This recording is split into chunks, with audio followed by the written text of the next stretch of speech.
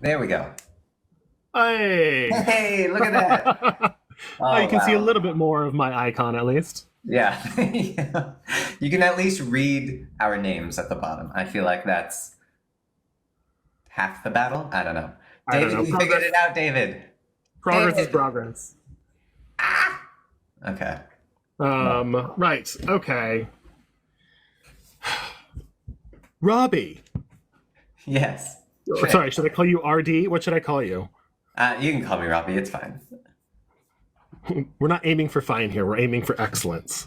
Excellence would be. I mean, I'm not very well practiced at responding to RD, so if you were just screaming RD, I might not respond. So we'll go with Robbie. Okay. Um, you have written an epic fantasy. Do you have one there to show? Oh my God, I'm not even prepared. Oh, wow. Okay. Come on now. Like, you can't see me, but I am so prepared. I have like a book right here. It's set next to my amazing bag. Okay, there we go. There we go. Should I get your book too? Sure, if you'd All like right, it. I will be right back. Right. Rushing around. Okay. Anyway, epic. We're going to be talking about epic fantasy. RD has run off to fetch another book. My book is not epic fantasy. It is alternate world Victorian fantasy. Hey, They're best um, friends. but they both have LGBTQ characters Yes. and LGBTQ authors. David says we're just two squares now. David, can you see RD Pyres? And now we just wait and we watch and we see. Does Let me David see this. respond? Does David not respond? Oh, David. Yay! Wait, so we're Okay. just two squares. Oh, Epic fantasy. yes.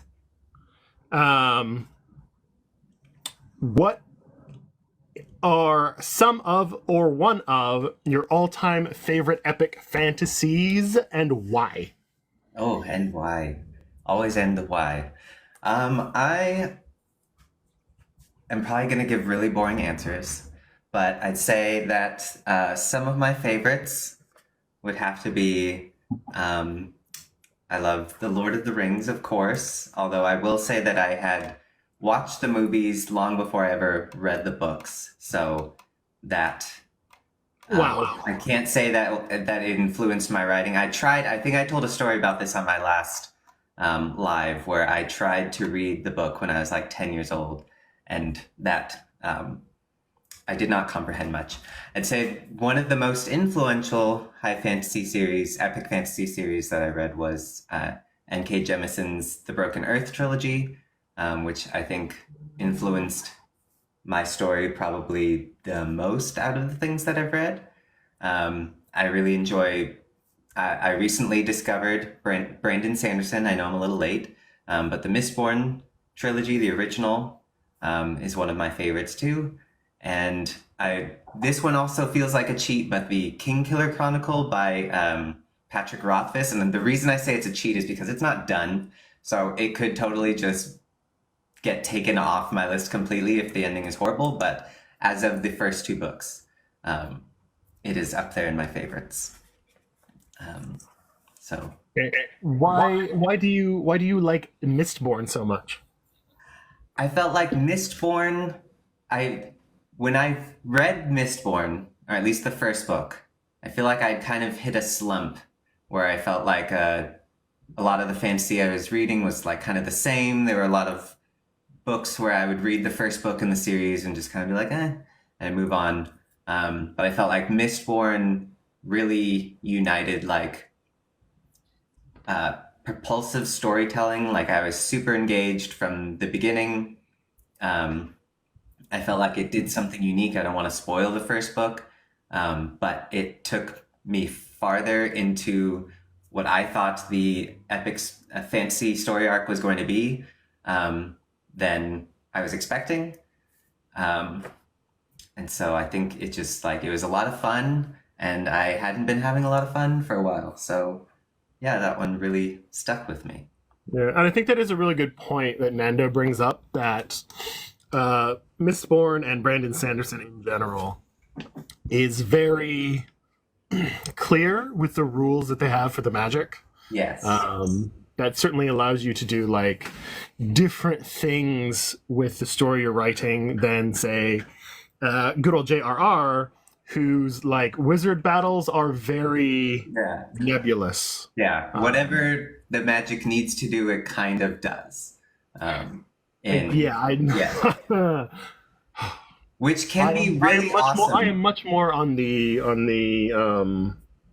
structureless magic side of things. Although I have learned in writing book 2 that yes, that has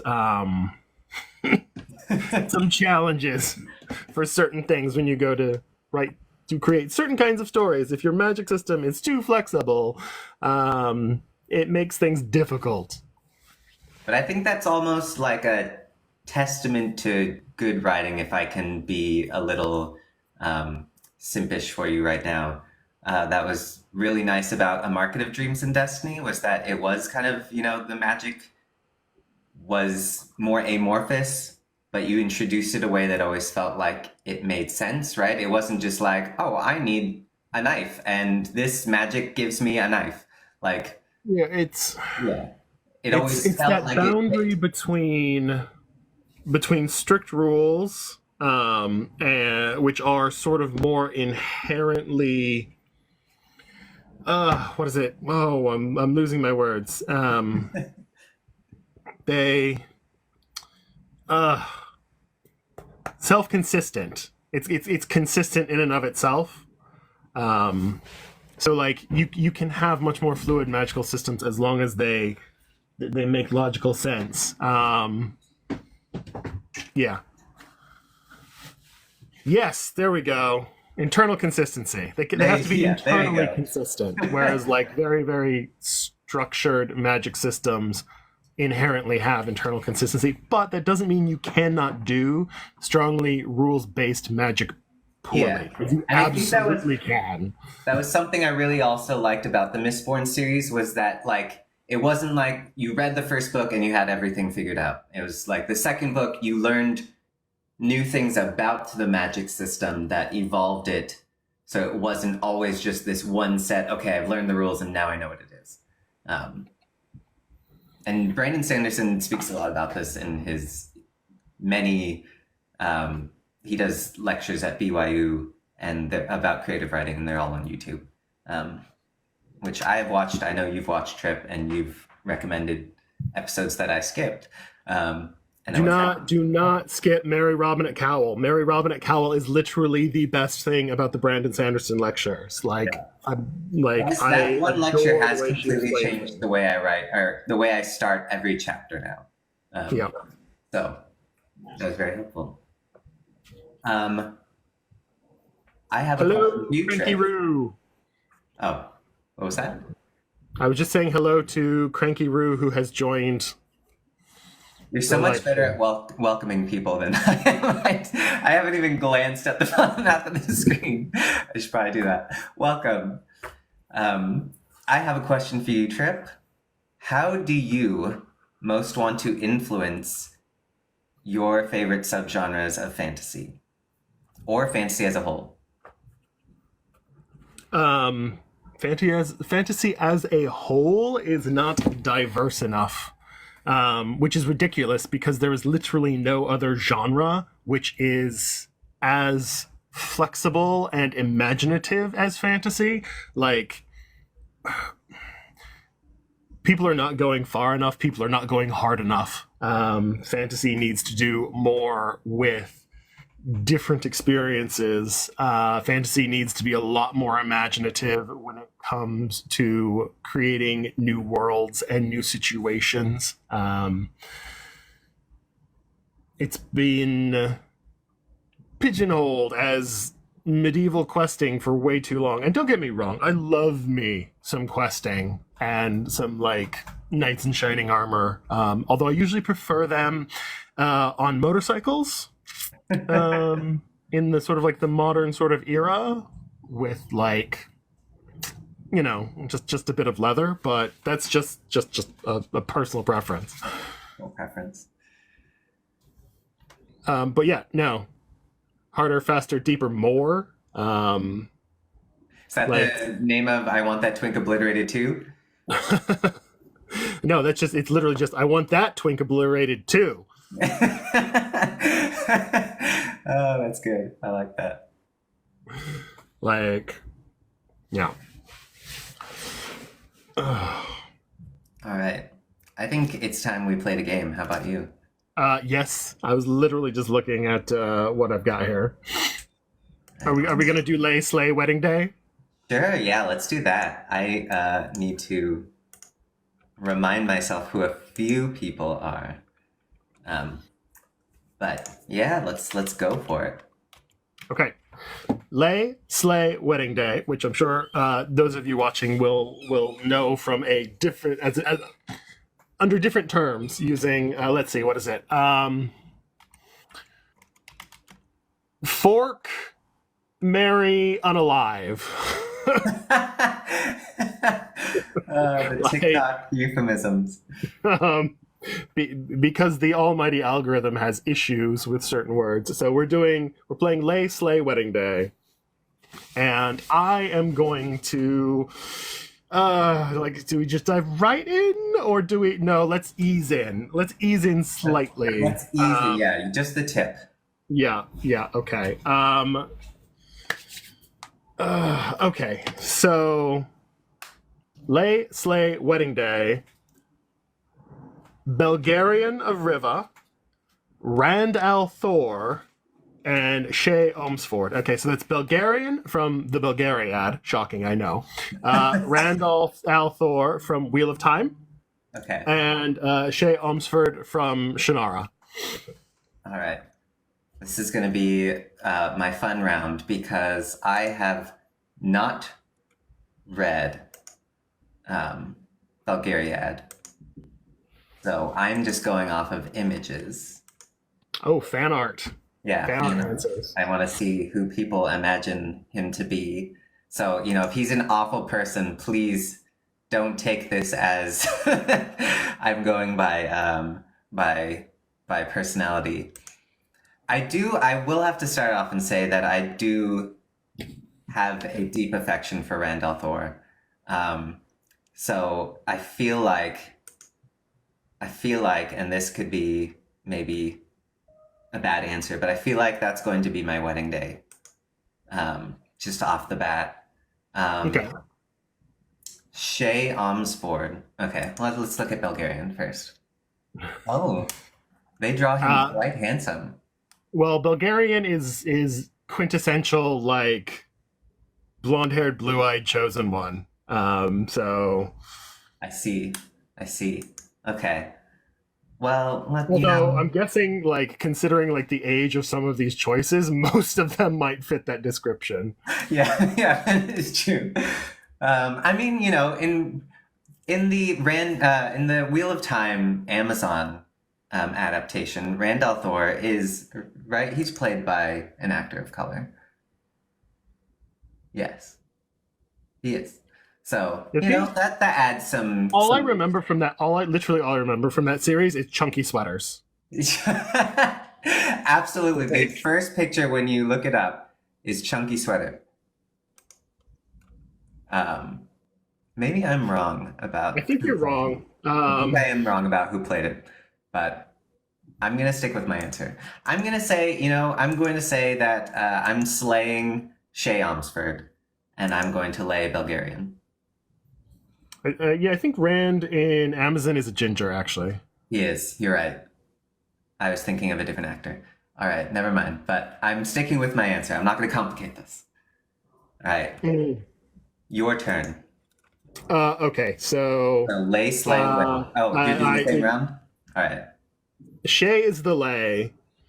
Bulgarian is the wedding day. Okay. And Rand al'Thor is slay. Absolutely slay. Absolutely. And that actually has very little to do with like Rand as a character. I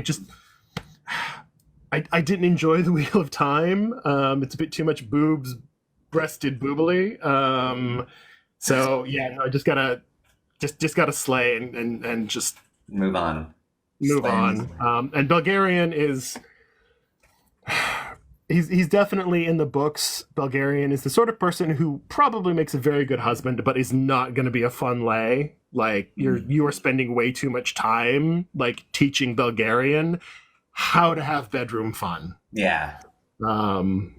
So I'm assuming Shay is going to be a lot more fun as a lay. But again, this is epic fantasy written by like old white dudes from a long time ago. It's not really dripping with sexual appeal.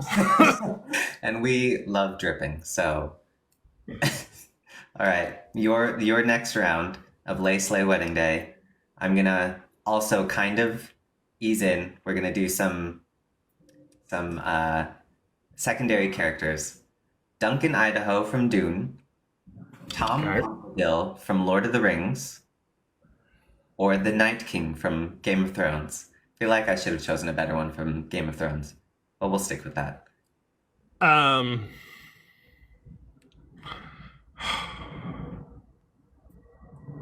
okay. I'm going to start with saying that Tom Bombadil has to be Lay because there is no way Tom Bombadil is not just an absolute freak in the sheets. He's a like freak. just absolutely Yeah. like singing while bouncing up and down, sort of like absolute. No, Tom Bombadil is Lay because Tom Bombadil is a freak in the sheets. There's absolutely no way he's not. He's the freak, I feel like. What were the other two choices? Night King and Duncan Idaho. Duncan Idaho. Oh, that's ooh. Yeah, no, Wedding Day Duncan Idaho, because literally like there's so many good Duncan Idaho options. That's definitely I'm gonna do that.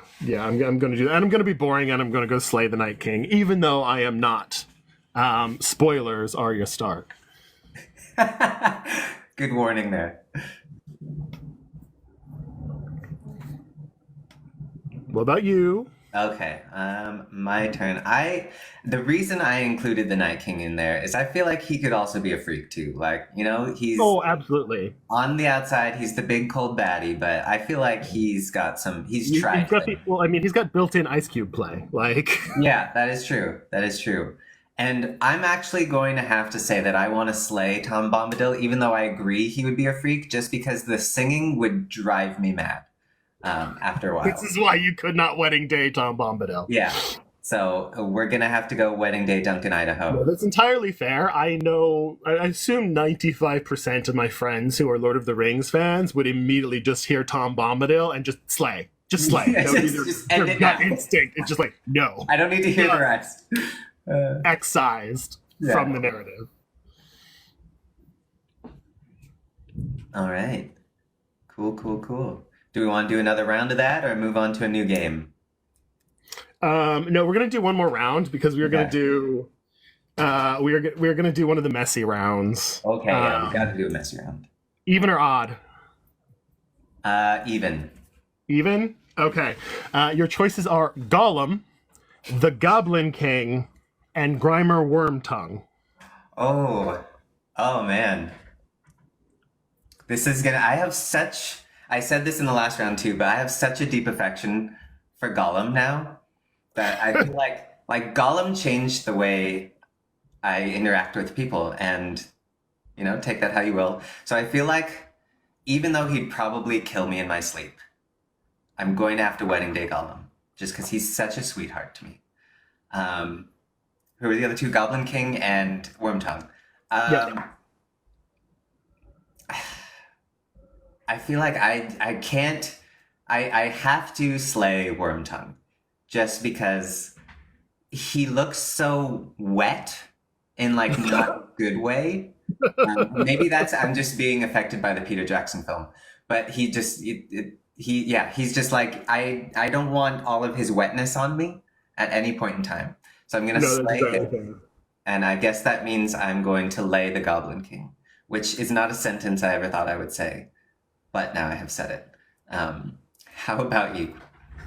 So I would totally Wedding Day the Goblin King, Okay. because I assume that means I would get the title, so I could be the Goblin Queen. Oh, And I am good not above point. marrying for rank and power. I'll just lay that out right now. Um, I would probably slay Wormtongue and lay Gollum because, I mean, I'm just going to come out and say it. Gollum is really, really obsessed with rings. So it feels like he would have a certain sort of appreciation for various activities. That's all I'm going to say. Gollum has rings. You heard it here first. Not just the Ring of Power. Um, let's do one more round because I did think of Okay. one that I feel like we should touch on, and that's a dragon round. Who does Okay, Dragon Round of Lay Slay Wedding Day. Yeah, lay slay wedding, lay slay. Whew, I can't speak. Wedding day. So your dragons that you can choose from are Smaug, obviously from The Hobbit, Drogon from A Song of Ice and Fire, and Gladir from Brissinger.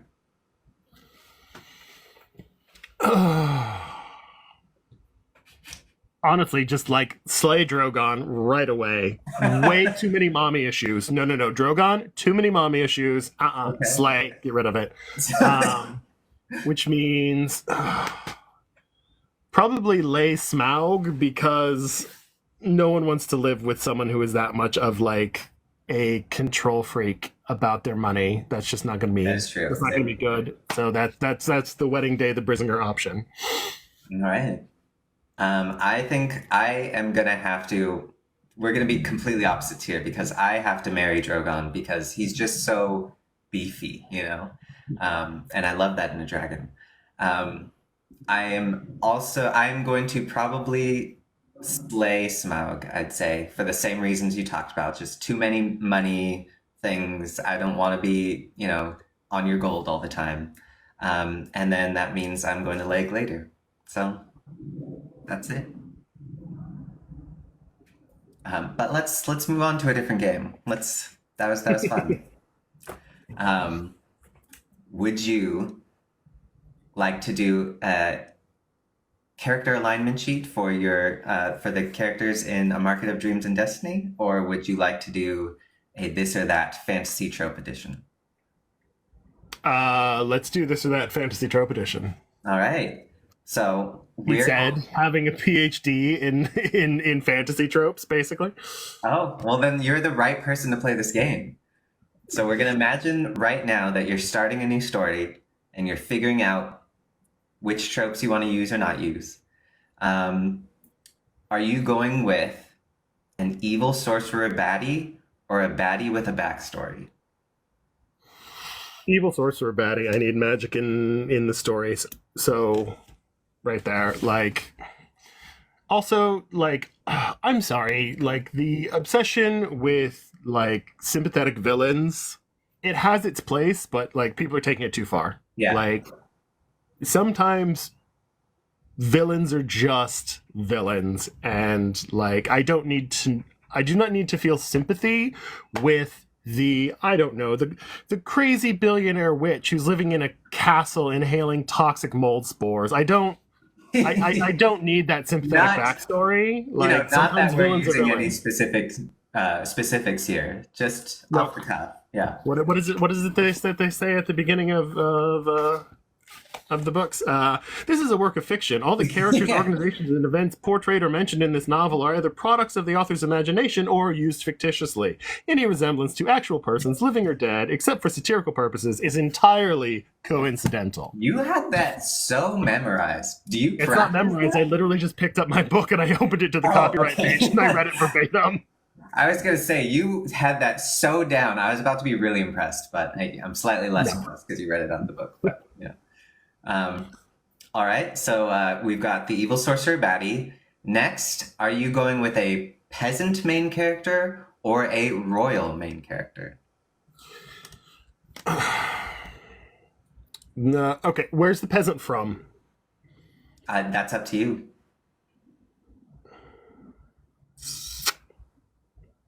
Okay, so we've got I guess we can say maybe not peasant. It's the low, poor, comes from nothing main character, or is your main character? As long as it's not a farm boy, because that is way too close to my lived experience. Yeah. I don't need to read it.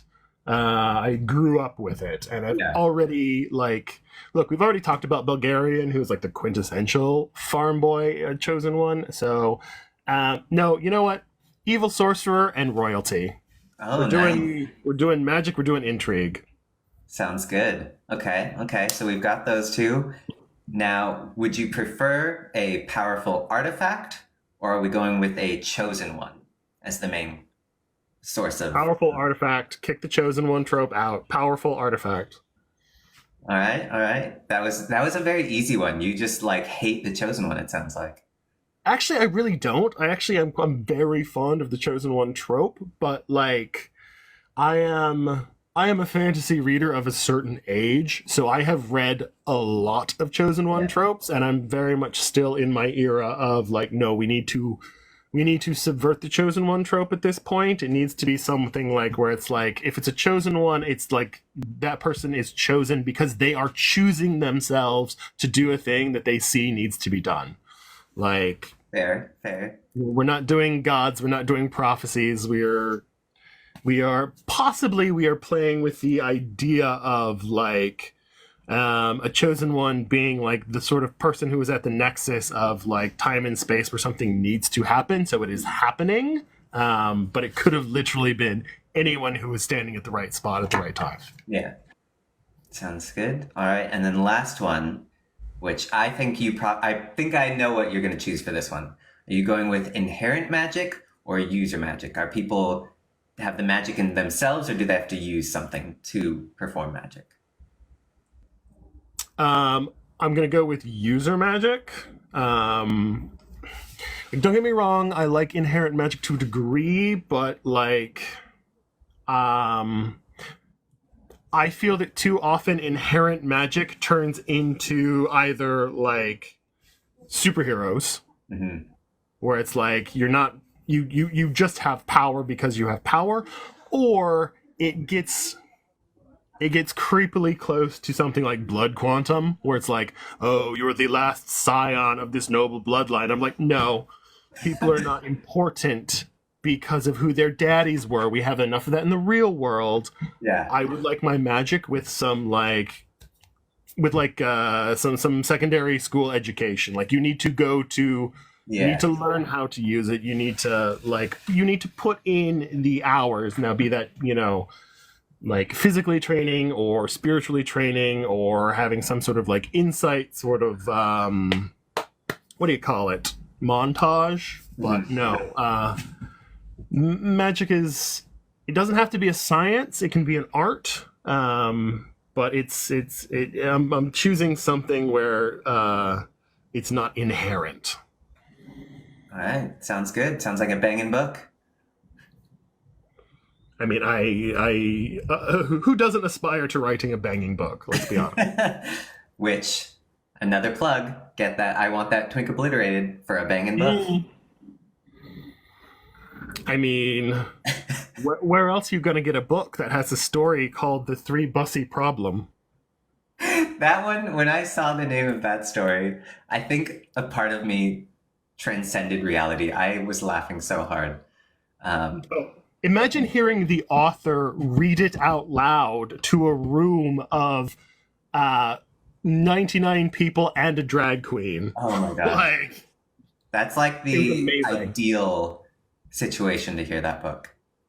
It's great. We're gonna have an audiobook. I can't wait to figure out who gets to read and record that. man. Yeah. Like, oh, it's amazing. Yeah. That's incredible. I don't have a list of tropes that I can this or that for you, but I could probably make up 4 tropes off the top of my head if you want. No, it's okay. I have one more book. I should probably start to wrap this up. My poor husband is taking care of our 2-month-old daughter all on his own. If you want to still do that character chart, I think that would be fun. Okay. And you can do some explaining about why each character belongs where. I was planning on doing this ahead of time, but I did not. So I'm going to draw real quick. Are you going to screen share? No, I'm just going to, I have my little notebook with me. Ah. Ooh, if I Art. could spell. If I could spell. Okay.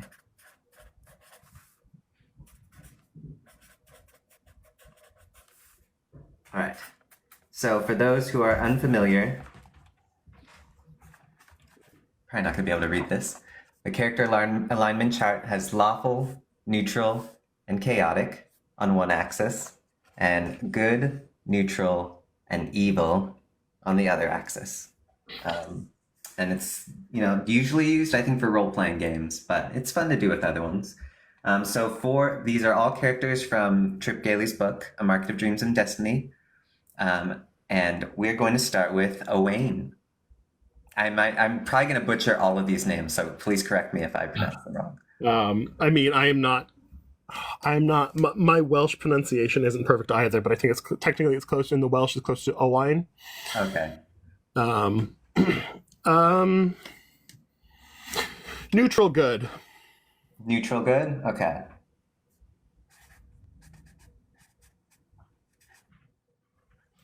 The second. Oh, okay. Do you have any reasons you want to give, or just neutral good? I mean, Owain's like a nice guy, and despite conspiring to, overthrow the system and whatnot, he's just nice. Like, he doesn't have that spark of like mischievous, chaotic energy. He's neutral good. He's not going to be lawful because, I mean, look what the law has done to him. Yeah, like, very, very true. Like, he's very much a neutral good sort of vibes. All right, so Owain, neutral good. On the other hand, Derry, where does Derry go? Oh, Derry's chaotic neutral. Yeah, like, I agree with absolutely. That. CN. Like, you could make the argument for like chaotic neutral good, but that like that does all sorts of crazy things to your axis here. No, Derry is a chaotic neutral sort of person. I really should have printed this out. This is the messiest chart ever. All right, the Mukti. Chaotic good. I agree with that too, which is good because that means I was reading the same book that you wrote. Not everyone read the book I wrote. That is true. We do know that. They've recorded it on their Goodreads as having read the book that I wrote, but they clearly did not read the book I wrote, which is fine because the author is dead and all. But not everyone reads the book you write. Yeah, sometimes they come in with preconceived notions about what the book is. All right, this was one of my favorite characters, Bess. I've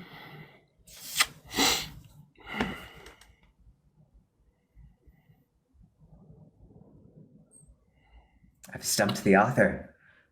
I succeeded. This is a complicated question for a number of reasons. Not the least because Bess, of the characters in the book, Bess is one of the earliest ones I conceived of, and I conceived of Bess long before I conceived of the book. Same with Jack Trades and Sylvester Steele, actually. All three of them, I just, I had them in my character file, and I yanked and just put them into this book, even though they predate the concept for this book. I think Bess is probably best described as neutral good. All right. Maybe true neutral. I was gonna say true neutral was what my read was. But neutral good. But also like in the function of the in the context of the book, there's like a soupçon of like fairy godmother. That is true. which Yeah. which is pushing me towards neutral good. Can we Like create if I this? zoom way out, like if I zoom way, way, way out, I would have to say lawful neutral. Oh, okay. But that's me saying authory things that Yeah.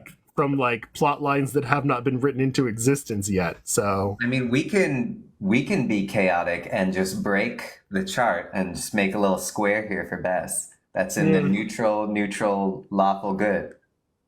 lawful neutral good, yeah. All right, we're doing that. Bess is going here. We're breaking the chart. And then you mentioned this character just now, Jack Trades. I feel like this is a pretty easy one, maybe. Maybe not. So this is okay. So this is where we start to bump into Beyond the book. Into conceptions of fairy creatures being complicated.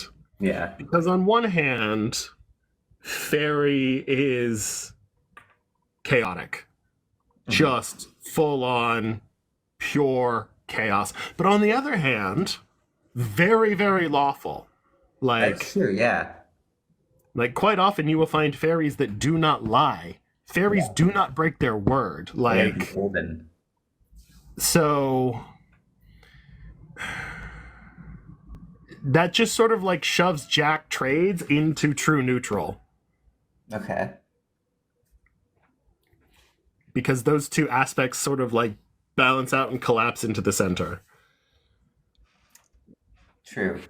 All right, we can do we'll do one more. Morlock. We have to go with Morlock. So author Galaxy Brain, Morlock is also true neutral, but the way Morlock functions is very much lawful evil. Morlock is using the rules Yeah. in an evil fashion. Yeah, I'd say from my read, that's where I would have put Morlock. But Yeah. it is interesting to hear in the greater context of the Tripverse where these people belong. Not necessarily but yeah, Morlock probably belongs in lawful evil. But there's Morlock is lawful evil. I really struggle to think of. I struggle thinking of goblin merchants as evil, because evil is sort of Yeah, it's a very human thing. Evil, for the same reason, I struggle to think of Cthulhu as evil, because the great old ones, are they evil, or do they just not give a damn about your petty human lives? It's not necessarily evil. It's just sort of completely alien. Maybe the character alignment sheet needs a little asterisk that says human perspective character alignment sheet. Yeah, because context complicates everything so much. All right. Well, there you have it. Apparently, I need to. Please follow me, because apparently I need 1,000 followers. Yes, we before need you to can get see my Trip Galey face. to 1,000 followers so that his face can be here and not just the little tiniest icon they could have provided in the future. So, thank you for joining me, Trip. Thank you for having me. For those who missed, these are our two books. Design of Darkness is my high fantasy novel, the first in a series that's came out just this past June, and Trip Galey is the author of A Market of Dreams and Destiny, which is also a fantasy book, as well as a bunch of really fun novellas on his Patreon. Oh, I think I'm about to get cut off. Yes, I am about to get cut off. So that is all the time that we have today. I don't know why I'm waving at the camera. Bye. All right. Have a good day.